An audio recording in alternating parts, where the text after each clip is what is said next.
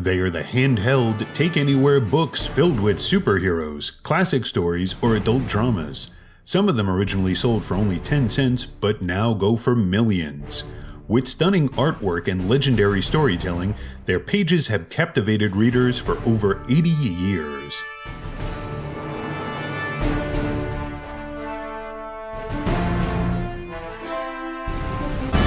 This is the history of comic books.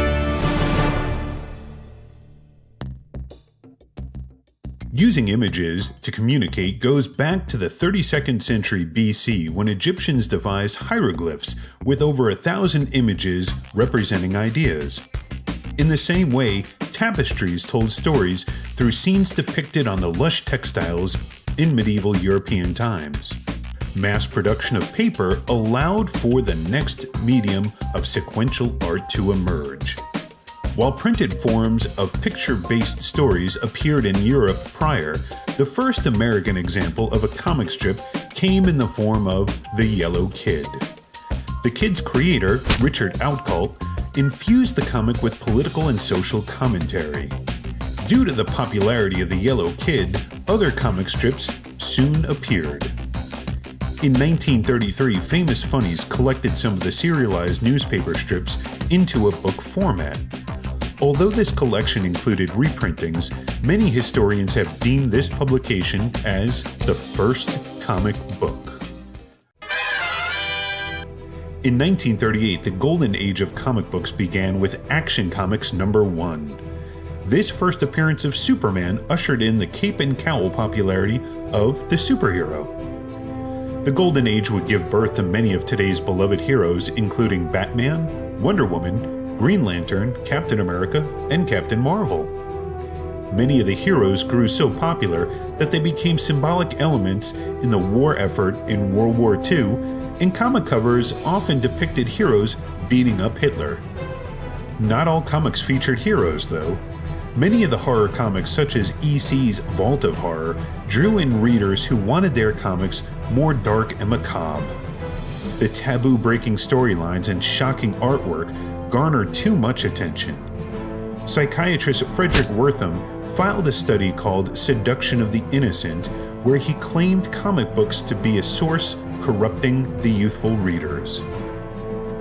A Senate subcommittee investigated, and the comic industry self-imposed a set of codes and laws to keep comics upbeat and morally positive. In 1956, Showcase #4 introduced the world to a new version of a DC comic favorite, The Flash. Thus, the Silver Age of comics began. During this time, Stan Lee and Jack Kirby at Marvel Comics would create some of the most beloved heroes, including Spider-Man, the Fantastic Four, and the Incredible Hulk. By the 1970s, the counterculture popularity no longer wanted clean-cut heroes. An underground movement of comics rose, and artists like R. Crumb published adult-themed comics in small presses. Since the use of the Comics Code was optional, the underground movement needed no permission, and they had no limitations on their subject matters. By the 1980s, the modern era of comics saw the big two publishers going head-to-head, Marvel and DC. While they battled for top billing, their characters appeared on television prime time in Saturday morning cartoons. In smaller presses like Pacific, Eclipse, and Fantagraphics slowly entered into the market. The graphic novel also rose in popularity during the 80s. These longer works sometimes reprinted comic story arcs, but many featured original, unseen material. This longer form allowed for more in-depth storytelling, and the dramatic content often won literary awards. When the 1990s hit, the comic book artists grew in celebrity status. Their popularity allowed them something hardly seen in the industry: a split from the big two publishers. Todd McFarlane, Jim Lee, Rob Liefeld, and Jim Valentino formed their own company, Image, and rocked the comic book world. Events like the death of Superman brought comics into the public eye like never before. With the comic codes an outdated form of censorship, publishers abandoned its use.